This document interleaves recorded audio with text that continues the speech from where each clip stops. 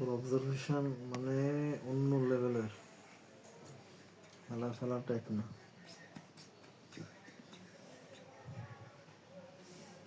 কি হয়েছে বাবা? হচ্ছে তো, ওই মাপো, তুমি মাপো, ওই তো বাবা। মামা মামা মানে মামা। আচ্ছা, মা তো দেখছে, তুমি দেখো এখন। তুমি একবার দেখো বাবা।